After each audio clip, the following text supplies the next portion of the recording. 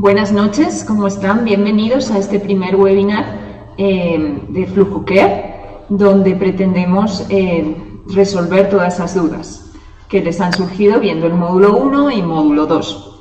Mi nombre es Montserrat Uriel, soy ginecobstetra, especialista en materno-fetal. Soy doctorado de ginecobstetricia por la Universidad Autónoma de Madrid, en España. Buenas noches. Mi nombre es Jimena Romero, yo soy especialista de ginecobstetricia de la Universidad del Bosque y con especialización en medicina materno-fetal de la Fetal Medicine Foundation en Londres. Pues igual que les dice la doctora Montserrat, bienvenidos y esperamos resolver todas las dudas que ustedes tengan de este tema. Bueno, el síndrome de flujo vaginal que ustedes han visto en el módulo 1, módulo 2. Esta presentación, este webinar, lo que pretende es que hagamos un resumen de todo lo que se ha visto en el módulo 1, en el módulo 2, y que con eso podamos resolver esas preguntas que nos han hecho saber que les quedaban las dudas, pues en esas preguntas que nos han hecho llegar. Entonces, empecemos por los conceptos básicos. El síndrome de flujo vaginal es importante que recordemos que es un concepto novedoso, actual.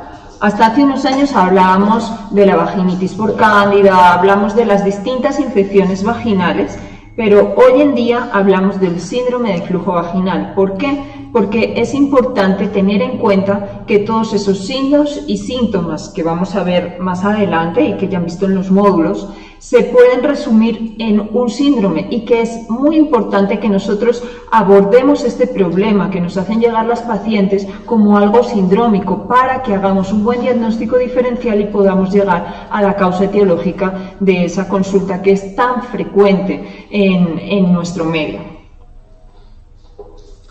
Entonces, vamos a recordar un poquito de dónde sale ese flujo vaginal. Recordemos que la vagina tiene un epitelio multiestratificado, sin glándulas, y que su grosor depende de la carga estrogénica que tenga a lo largo de la vida de la mujer. Mayor cuando más carga estrogénica en esas etapas fértiles y menor en esas etapas no fértiles. Sin embargo, aunque no tiene glándulas, el epitelio vaginal tiene un exudado. ¿De dónde sale ese exudado? Pues es secreción de ese mismo epitelio escamoso y también secreción del cervix, del exocervix. Por eso ese tipo mucoide que tenemos a veces del flujo vaginal. Esta secreción es rica en nutrientes, en glucosa, en aminoácidos. ¿Eso qué favorece? Favorece la colonización por microorganismos. Microorganismos que son los que forman la microbiota vaginal, fundamentales para ese equilibrio vaginal. Y además tienen una alta carga en moléculas de defensa, fagocitos, linfocitos, complemento, inmunoglobulina A. Sin embargo, nosotros sabemos que eso puede ir cambiando dependiendo del momento en que se encuentre la mujer. Recordemos que en etapas fértiles tenemos un grosor vaginal más grueso y entonces tenemos altos niveles de glucosa. Esos depósitos de glucosa y esa degradación de glucosa que favorece, lo que favorece es que haya más porcentaje de lactobacillus y entonces haya menor pH por esa secreción de los lactobacillus de peróxido de hidrógeno. Y en los momentos donde hay menos carga estrogénica, en la etapa prepuberal y en la etapa posmenopáusica, nos vamos a encontrar que hay menor cantidad de lactobacillus, con lo cual el pH es más alto. Esto es muy importante que lo recordemos. Hablando de los lactobacillus. Los lactobacillus son el germen, el microorganismo más importante que tenemos en la flora vaginal, en la microbiota. Una de las preguntas, nosotros las revisábamos, y una de las preguntas era ¿qué porcentaje de lactobacillus tiene el flujo vaginal normal? Entonces, en esta diapositiva lo pueden ver. Y aquí pueden ver que de los microorganismos, en la media, el que más porcentaje tiene para la formación de los gérmenes normales de la flora vaginal son los lactobacillus. Ustedes ven ahí un 60%, y como decía la doctora Monse, esto va a variar dependiendo de la etapa de vida donde esté la mujer. En la niña prepuber, ese 60% va a disminuir considerablemente, al igual que en la paciente ya en edad de menopausia, también va a tender a disminuir mucho esa cantidad de lactobacillus. Y cosa diferente que va a pasar en el embarazo, donde hay una mayor cantidad de flujo, una mayor cantidad de secreciones, y en este momento los lactobacillus también va a haber un mayor porcentaje, lo que va a hacer en cierta manera o en una manera bien importante, lo que le va a proteger a la mujer de infecciones en el momento del embarazo. Continuando, recordemos que esa paciente que todos tenemos, que nos llega a la consulta y que tiene una propensión por tener infecciones vaginales, tenemos que evaluar cuáles son sus factores de riesgo, porque recordemos que cualquier mujer puede tener una infección vaginal, pero parte de nuestra actividad como médicos es que revisemos cuáles son los factores de riesgo en nuestras gestantes. Entonces, algo bien importante es que tengamos en cuenta que la raza puede ser un factor que tengamos que tener en cuenta, y está descrito en la bibliografía que las mujeres de raza afroamericana tienen más riesgo que las mujeres de raza blanca. También el hábito tabáquico. Acordémonos que pues a todas nuestras pacientes les debemos de decir que el hábito de fumar no es bueno, pero también debemos de recordar que puede influir en la inmunidad, y por eso tiene relación con el síndrome de flujo vaginal por infecciones. Pero sobre todo y fundamental lo que hablábamos, la edad que tenga nuestra paciente nos va a ayudar a pensar cuál es la etiología más frecuente de infección que le esté causando ese síndrome de flujo vaginal. Asimismo, que era lo que se mencionaba anteriormente, parte de lo que nos puede alterar todo ese equilibrio en el ecosistema de la vagina es los diferentes, digamos, cosas exógenas que pudieran tener la paciente, como es el tomar un antibiótico, el tener de pronto resistencia microbiana por el abuso de los azoles, las geles espermicidas, las duchas vaginales, diferentes usos de ropa interior, los protectores. Son diferentes cosas que hacen que ese pH de la vagina nos cambie y nos favorezca las infecciones y la colonización de gérmenes que no son comunes en la flora vaginal. Entonces, siguiendo con los factores de riesgo, estábamos diciendo que los estrógenos favorecen el porcentaje de lactobacillus en la flora vaginal, lo cual pues nos ayuda a que tengamos menos probabilidad de infecciones, menos probabilidad de síndrome de flujo vaginal.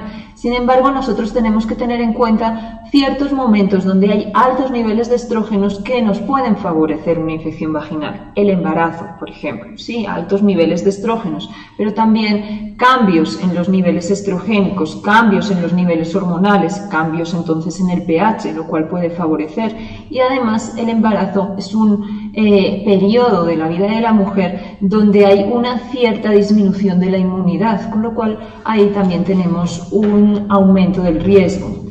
Todos la toma exógena de hormonas, ya sea por anticonceptivos, por terapia estrogénica posmenopáusica, nos puede alterar la flora. ¿Por qué? Porque nos cambia el pH, y todo lo que cambia el pH vaginal altera el equilibrio de nuestra microbiota. Recordemos que, hablando lo mismo del pH, los cambios de compañeros sexuales, la promiscuidad, como hablaba la doctora, a veces esa ropa interior que puede irritar, todos esos cambios dan lugar a cambios de pH y cambios de la microbiota que pueden dar lugar al síndrome de flujo vaginal. Bueno, y aquí vienen las diferentes patologías que nos pueden producir alguna alteración en la defensa de la mujer y que nos puede producir ese desequilibrio de la microbiota vaginal y que nos puede favorecer a que colonicen diferentes gérmenes. Y dentro de eso todos conocemos la diabetes que produce alteración y riesgo mayor riesgo de tener cualquier tipo de infección, la inmunosupresión, y en eso pues también tenemos que tener en cuenta el embarazo, que nos baja las defensas normalmente, infecciones en la piel que también nos van a alterar ese epitelio y va a favorecer para que colonicen los diferentes gérmenes, o contaminación por un reservorio bacteriano intestinal. Y aquí viene algo muy importante, que es la higiene, y enseñar a la mujer a tener una higiene adecuada, una limpieza adecuada, en el sentido de que la vagina es muy cercana al ano, y eso va a favorecer a que fácilmente haya infecciones por simplemente contaminación por la cercanía. En conclusión, todos esos factores de riesgo es algo que nosotros debemos indagar en nuestro quehacer médico, y debemos de hacer una educación médica para que nuestros pacientes tengan menos riesgo de un síndrome de flujo vaginal. Entonces, revisando las causas infecciosas del síndrome de flujo vaginal, todos sabemos que tenemos tres causas fundamentales: la vaginosis bacteriana, acordémonos de la Gardnerella, ahora lo vamos a ver, la infección por cándida, vaginitis por cándida, y la vaginitis por tricomonas, que ahora nuestra intención es que ahora revisemos, volvamos a recordar cuáles son esos síntomas, signos que nos pueden hacer llegar a ese diagnóstico causante del síndrome de flujo vaginal en nuestra paciente. Para recordar, primero como base, el flujo vaginal normal, ¿sí? Sabemos que el flujo vaginal normal de cualquier paciente es un flujo vaginal que no tiene color, que no tiene olor, y sin embargo también sabemos que va cambiando a lo largo del ciclo, que puede ser más turbio después de la menstruación y que puede hacerse posteriormente más blanquecino para ser ya más mucoide y filante alrededor de la ovulación. ¿Sí? Entonces es importante conocer cómo es el flujo vaginal normal para que nosotros indaguemos, preguntemos a nuestros pacientes cómo es su flujo vaginal por el que ellas están generando ese motivo de consulta. Bueno, entonces aquí es importante mirar cuáles son los diferentes signos y síntomas que nos pueden dar las diferentes características para hablar de que un flujo genital es anormal. Si nosotros hablamos de los síntomas, la paciente nos puede consultar por eritema, edema también de la mucosa vaginal, de la parte genital. También hay un aumento de secreción que es diferente a lo que la paciente tiene usualmente. Puede haber mal olor y color, que eso va a depender dependiendo de la etiología que tengamos. Como síntomas, entonces, que es importante averiguar a nuestra paciente, está el prurito, la piquiña, que es uno de los síntomas más importantes, ardor, tanto vaginal como en la zona genital, dolor, que lo conocemos normalmente como vulvodynia, y el aumento de secreción que habíamos hablado anteriormente. Entonces, después de recordar cuáles son los signos y síntomas que tenemos que tener en cuenta, veamos cada una de las manifestaciones que nosotros nos encontramos con ese síndrome de flujo vaginal por etiología. Entonces, dentro de las infecciones, nosotros nos encontramos con la vaginosis, vaginitis por tricomonas y vaginitis por cándida. ¿Cómo son esos síntomas y signos? Diferentes, ¿sí? Y aquí los tenemos en esta diapositiva, las tres imágenes juntas, para que podamos ver esa diferenciación, aunque ahora las veamos por separado. Acordémonos que en la vaginosis bacteriana es una leucorrea homogénea, en mayor o menor cantidad, adherida a paredes, pero sobre todo es muy típico ese olor a minas, ese olor a pescado del flujo vaginal. La vaginitis por tricomona, en un muy alto porcentaje, muchas mujeres son asintomáticas, pero cuando son sintomáticas, ese flujo vaginal es muy llamativo, es oloroso, tiene un color amarillo, espumoso, es muy llamativo la vaginitis por tricomona. Y la vaginitis por cándida. La vaginitis por cándida, que todos conocemos, sabemos que ese flujo es grumoso, se adhiere a paredes, es espeso, y acordémonos que en esa paciente que nos cuenta disuria, con muy alta probabilidad, tendremos que explorar, pero con muy alta probabilidad puede estar asociado a una candidiasis. Aquí en esto es importante mencionar que hay dos cosas pues, importantes que nos ayudan a diferenciar el diagnóstico, y es que normalmente en la vaginosis, como hablábamos anteriormente, hay olor, pero es muy poco frecuente que haya inflamación y esa sintomatología de ardor y prurito. A diferencia de la vaginitis por tricomona y por cándida, que sí normalmente, como su mismo término lo dice, vaginitis produce bastante inflamación de la mucosa vaginal y del perine, lo que nos va a dirigir mucho al hacer el diagnóstico de la paciente. Y la diferencia grande entre la tricomona y la cándida es el olor, porque usualmente la tricomona es característico el olor, y a diferencia de la cándida, que no lo vamos usualmente, o sea, no se presenta mal olor. Pues sí, queríamos hacer un pequeño hincapié en que hay pacientes que nos cuentan un síndrome de flujo vaginal y que no tienen una infección, y esto es importante que lo tengamos en cuenta. ¿Por qué? Porque esas pacientes pueden estar cursando con otra patología. Si nosotros nos detenemos solamente a hacerle una prueba diagnóstica, nos sale negativa y le decimos no se preocupe, no hay nada, pues a esa paciente no le estamos dando el manejo adecuado. Aumento de flujo vaginal, cambios en ese flujo vaginal, en sus características, que es lo que se define como síndrome de flujo vaginal, puede haber en todas esas pacientes que tienen una inflamación, sobre todo aquellas que tienen una inflamación crónica de la vagina, y nosotros debemos de mirar por qué, enfermedades de la piel, en patología irritativa. Nosotros debemos de revisar porque esa paciente igualmente, aunque no tenga infección, cursa con un síndrome de flujo vaginal. Y en la patología oncológica, tanto cervical como vaginal, es importante que nosotros tengamos en cuenta esta patología siempre que nuestra paciente nos indique que su flujo es hemático, ¿sí? Y hacer una buena exploración, porque el pronóstico de esta paciente va a depender de cómo hagamos ese acercamiento, o sea, la etiología de los síntomas que ella nos cuenta, de ese síndrome de flujo vaginal. Bueno, entonces aquí podemos, ya repasando y profundizando un poquito más en lo que habíamos mencionado anteriormente, podemos revisar todos los signos y síntomas que nos produce la vaginitis por cándida.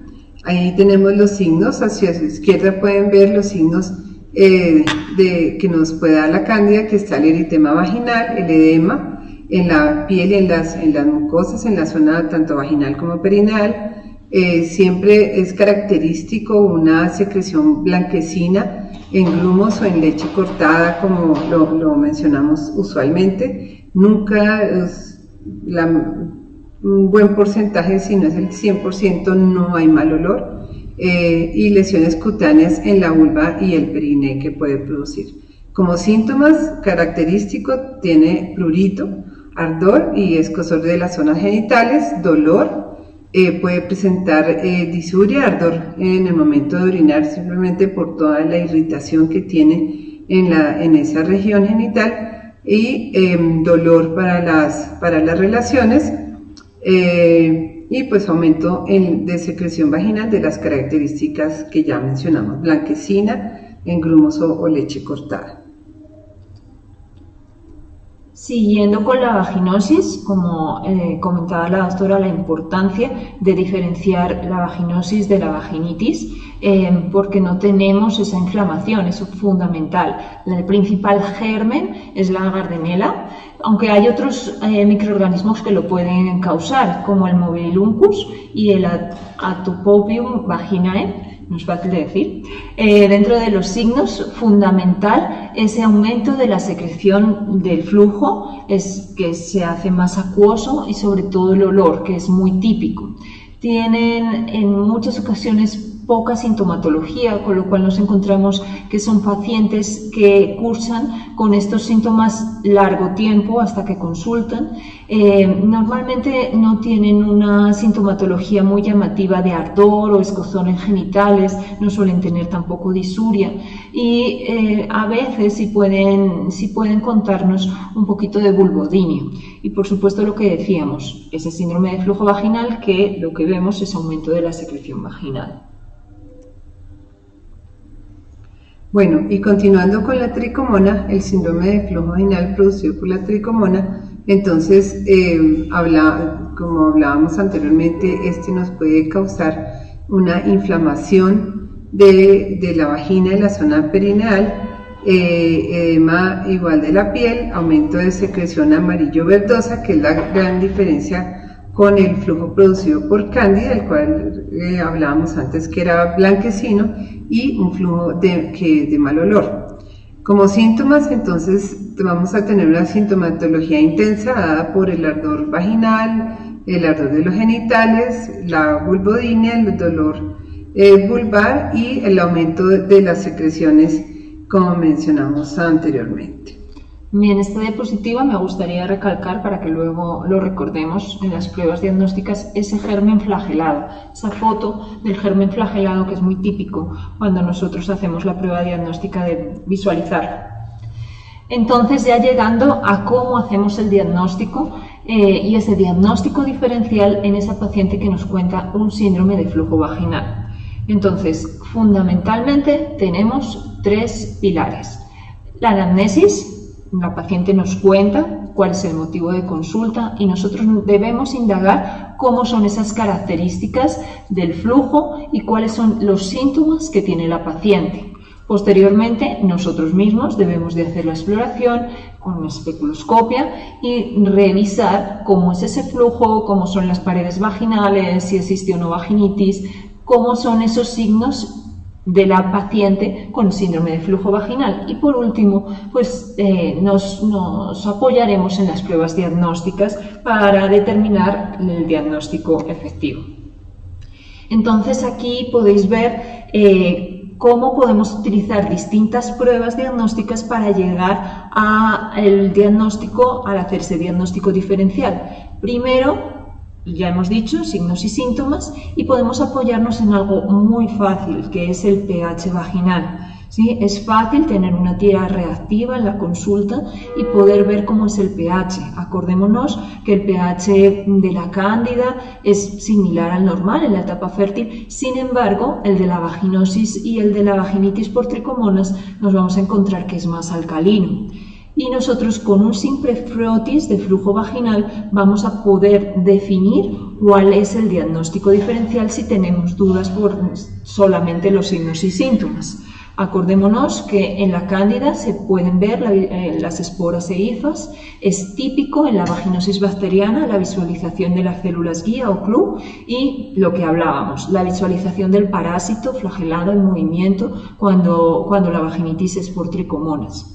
En todos ellos se puede realizar cultivo y es muy importante, sobre todo en la cándida. ¿Por qué? Porque hoy en día hay muchas cándidas, además del cultivo, el antibiograma. ¿Por qué? Porque hay muchas cándidas hoy en día que son resistentes a los azoles y además de la cándida albicans, hay otro tipo de cándida que nos puede dar ese síndrome de flujo vaginal, esa vaginitis por cándida, con lo cual de pronto el primer tratamiento que pongamos no fuese el más acertado. Entonces el cultivo siempre lo tenemos que tener como último paso dentro de esas pruebas diagnósticas, pero tenerlo en la cabeza porque en muchas ocasiones nos puede ser necesario. Bueno, aquí tenemos las preguntas que nos han llegado para este webinar. En primer lugar, nos gustaría comentaros que la mayor parte de preguntas que nos han llegado son sobre tratamiento, sobre prevención, sobre complicaciones del síndrome de flujo vaginal, y por eso no las vamos a resolver hoy, porque son lo que vamos a ver en los dos siguientes módulos que Flujoker os va a ofrecer, el módulo 3 y módulo 4. Nos parece importante dejarlo para el próximo webinar. Con eso vamos a hacer una integración de todos los 4 módulos, y ustedes ya al revisar el tratamiento y todas las diferentes formas de prevención, y ya viendo los 4 módulos vamos a poder resolver mucho mejor esas preguntas y todas las dudas que ustedes tengan. Entonces, las preguntas que nos han llegado, empecemos por estas. ¿Cuál es su opinión con respecto al uso de duchas vaginales en la mujer adulta y en la mujer prepuberal? Bueno, en eso, pues parte era lo que hablábamos anteriormente. Sí. Las duchas vaginales y todo lo que nos altere el pH vaginal en la mujer, ya sea en cualquier etapa de la vida, nos va a predisponer a que ese pH cambie, y ese pH que normalmente es ácido, que es de 4.5 a 5, suba, se haga un poco más alcalino, y eso nos va a predisponer a cualquier infección. Entonces, por eso no son tan recomendables las duchas vaginales como se hablaba anteriormente. Sí, las duchas vaginales, y como comentábamos, cualquier producto vaginal, ya sea de higiene vaginal, medicamentos, es importante que se tenga en cuenta que respete el pH vaginal de la mujer en etapa fértil, ¿sí? ¿Por qué? Porque esos cambios en el pH son los que alteran la microbiota. Por eso es muy importante también, cuando aconsejamos un gel de higiene íntima, tener en cuenta que respete ese pH.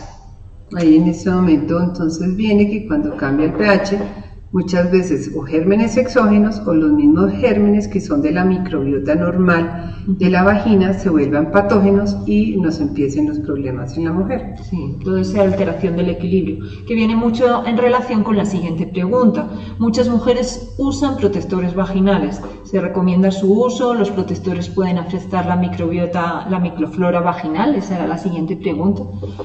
Entonces, pues ahí un poquito lo mismo, o sea, en realidad los protectores vaginales no es que sean nocivos, pero ¿cuál es el problema? Que causan mucha humedad. La humedad puede cambiar el pH y favorecer la cándida. Entonces, los protectores vaginales pues no están contraindicados, pero sí pueden favorecer las infecciones vaginales. Y ahí viene, y podemos ir de una vez hacia la última pregunta, que dice: ¿qué tan necesario hace el cambio de ropa interior desechando la vieja y adquiriendo nuevas prendas en una paciente con infecciones vaginales recurrentes? Aquí viene algo que es consulta de todos los días de las pacientes y consulta también de nosotros mismos como médicos, es que la ropa, hay diferentes fibras de la ropa interior, especialmente lo que son la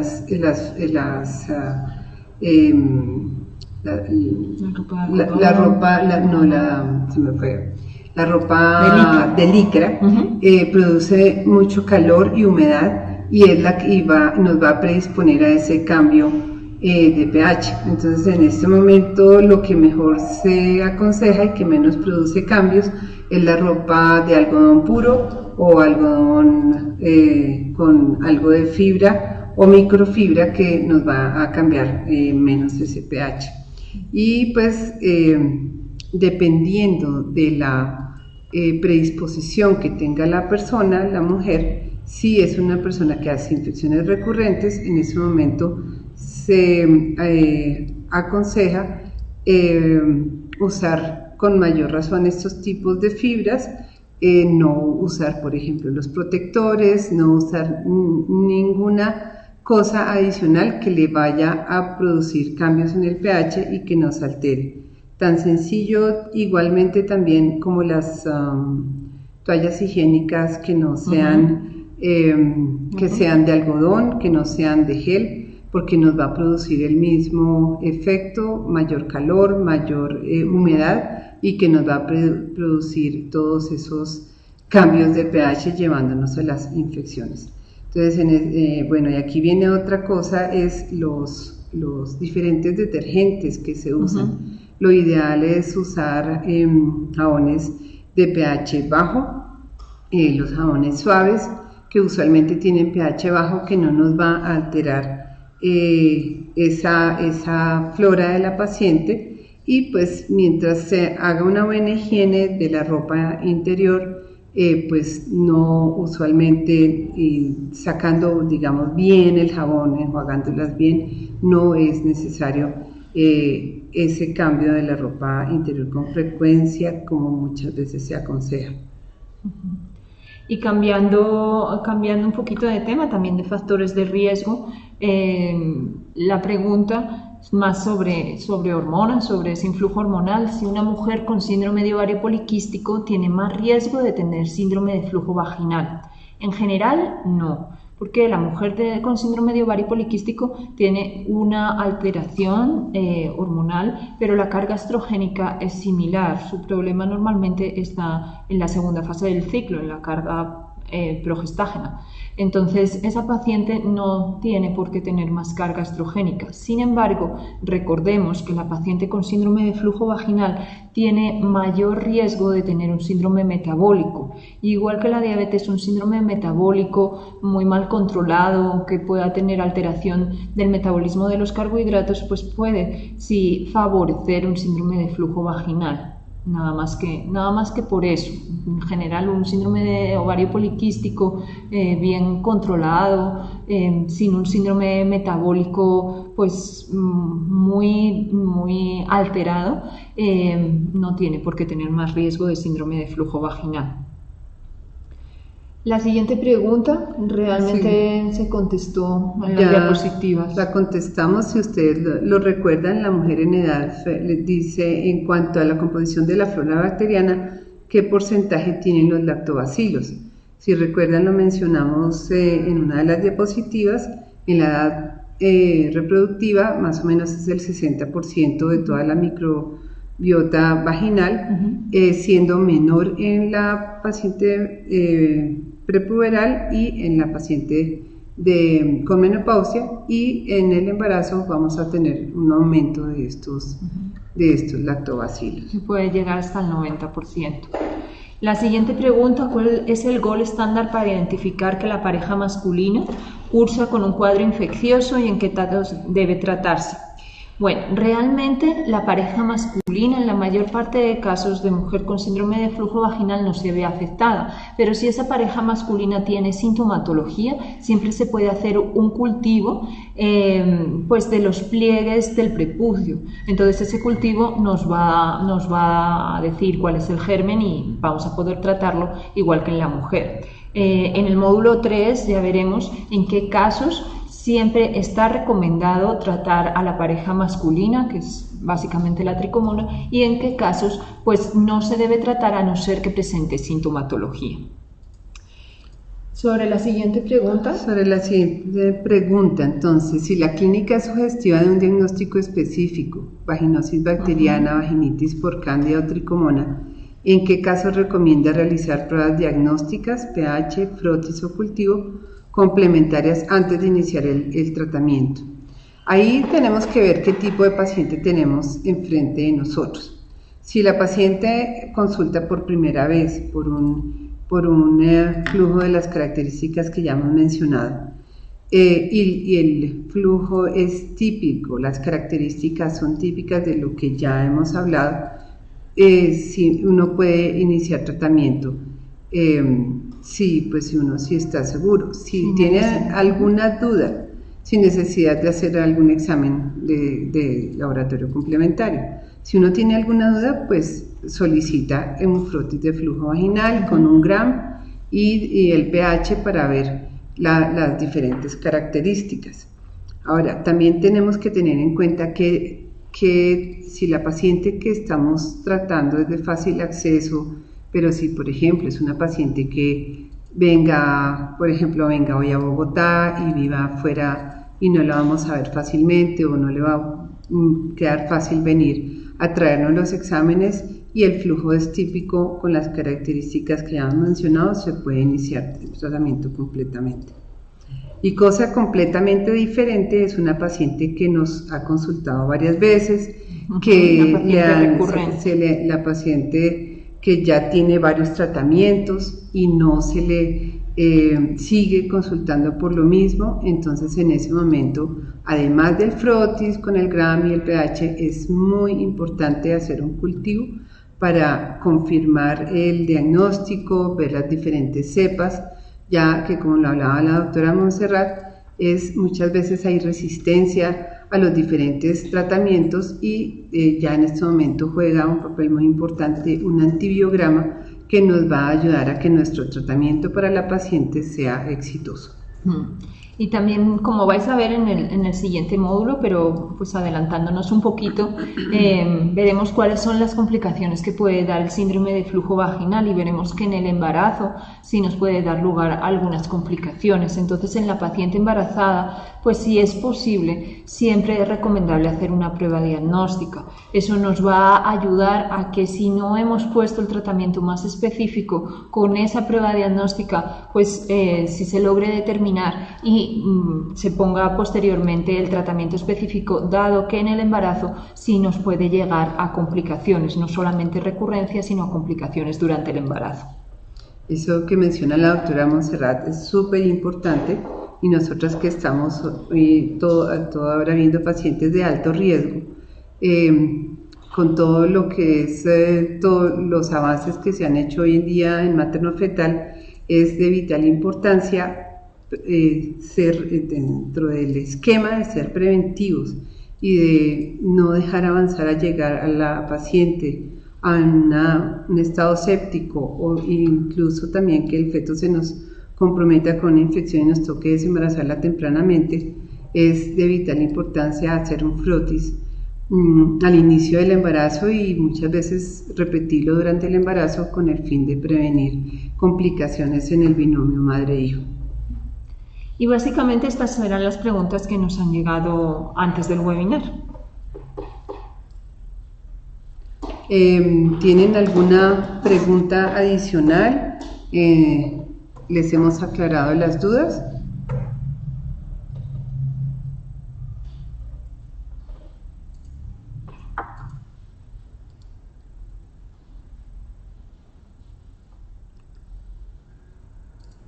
Parece que sí, nos llegan algunas otras preguntas. Esta que sigue dice, en cuanto a los cambios fisiológicos ocurridos durante el embarazo, en el caso de las pacientes que usan anticonceptivos de solo progestágenos por largos periodos de tiempo, ¿qué clase de cambios serían los más esperados y cuáles deberían tratarse? Los cambios fisiológicos del embarazo en sí, como veíamos, no favorecen la infección, pero los cambios hormonales pueden dar lugar a mayor riesgo y, como decíamos, esa disminución de la inmunidad. En el caso de las pacientes que usan anticonceptivos de solo progestágenos, en realidad no tiene por qué alterarse la flora, la microbiota.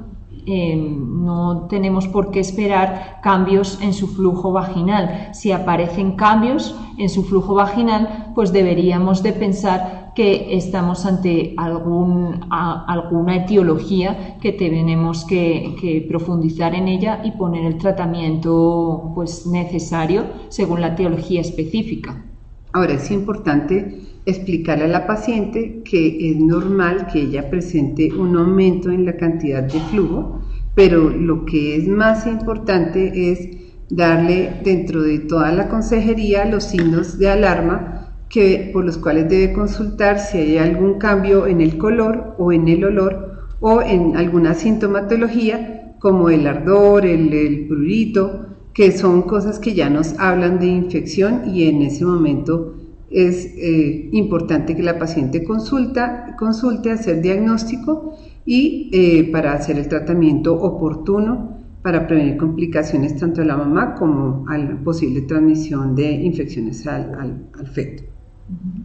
Sobre la siguiente pregunta, que habla sobre la humedad, las piscinas están contraindicadas, la sauna, el turco, ocurre lo mismo con la humedad, se contraindica por ejemplo en las niñas prepuber con flujo vaginal. Entonces, hablando de la humedad, no está contraindicado ir a la piscina, no está contraindicado ir a la sauna ni al turco. Lo que pasa es que es muy importante que nosotros tengamos en cuenta que no es un problema de que la zona genital esté húmeda durante un tiempo. No, el problema es que esa humedad esté durante mucho tiempo. Si nosotros estamos hablando de que es una paciente que ya de por sí tiene una mayor predisposición para hacer infecciones vaginales y la paciente va a hacer su día de piscina y todo el día de piscina está con esa ropa de baño mojada, pues muy probablemente tendrá una cándida en poco tiempo. Pero no es que la piscina esté contraindicada, lo único que hay que tener en cuenta ciertas medidas higiénicas, sanitarias para disminuir el riesgo. No está contraindicado tampoco en las niñas prepuber entrar en la piscina o en la sauna. La sauna y el turco en realidad para los niños no está muy indicado por el calor, ¿no? Y por la bajada de tensión, pero en realidad ellos no tienen una contraindicación diferente que cualquier otra mujer en otro periodo de la vida.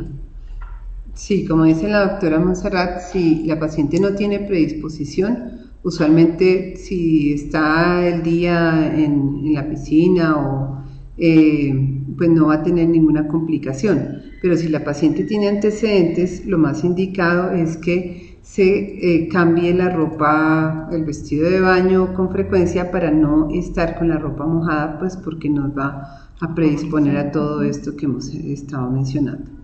La siguiente habla de las duchas. Si las duchas nos sirven, ¿por qué las permiten? No es que nos sirvan, no. Las duchas vaginales se utilizan en algunas patologías, por ejemplo, en todas esas patologías del piso pélvico, en esas mujeres en las que tienen una cirugía del piso pélvico, del vaginal, vesical, que se hace por vía vaginal. En esas mujeres hay veces que necesitan un antiséptico y se pone como ducha vaginal. Entonces no es que las duchas no sirvan, sino que las duchas sin indicación son lo que favorece el síndrome de flujo vaginal y las infecciones. Entonces, cada uno de los medicamentos que utilizamos, aunque llamemos que no son antibióticos, que sea un antiséptico, siguen siendo medicamentos y hay que utilizarlos cuando se necesiten, no porque sí, porque el porque sí es lo que nos puede favorecer ese cambio de pH, ese cambio en el equilibrio de la microbiota y esa infección por el germen oportunista que pues haya sucedido. Sobre la siguiente pregunta, una paciente de 50 años con antecedente de cáncer de seno de hace 10 años, inicia con cuadro de flujo vaginal frecuente, ¿harían alguna recomendación especial? Yo no sé si ese frecuente, de pronto que nos indican, se refiere a recurrente, ¿sí? En el siguiente módulo vamos a ver cuándo hablamos de recurrencia dependiendo del tipo de infección vaginal, pero lo que hemos dicho, en cualquier paciente que tiene un síndrome de flujo vaginal o si ya podemos decir que es una infección vaginal recurrente, lo que debemos de saber es cuál es el germen que lo está causando, hacer un frotis, hacer un cultivo y con eso poner el tratamiento específico. Tal vez están pensando en que si la paciente tiene cáncer de seno y tiene flujos 50 años que está en una perimenopausia o posiblemente una menopausia y tiene flujos a repetición, muchas veces la falta de esos estrógenos que hemos mencionado anteriormente, que nos va a ayudar a mantener ese equilibrio del ecosistema vaginal, esa falta de estrógenos nos pueden producir una atrofia en la vagina, una menor cantidad de lactobacilos que nos va a predisponer a mayor infección o flujos vaginales infecciosos. Entonces, en ese momento, se pueden utilizar estrógenos no tipo estrógenos conjugados, que son estrógenos que se absorben por la mucosa vaginal y nos pueden predisponer o aumentar el riesgo de recidivas, digamos, para cáncer de seno. Entonces, en ese momento se prefiere el estradiol, que es de acción local en la vagina y nos va a mantener muy bien lubricada esa vagina, mejora la elasticidad de la mucosa y nos va a mejorar esas sintomatologías usualmente. Sí, fundamental que nosotros revisemos cuál es la causa de ese síndrome de flujo vaginal en esta paciente que nos comentáis o en la que sea, porque es importante que demos con la etiología para si necesita estrógenos, como dice la doctora, o si necesita un medicamento porque sea infeccioso. Fundamental que se haga un estudio un poquito más grande. Muchísimas gracias.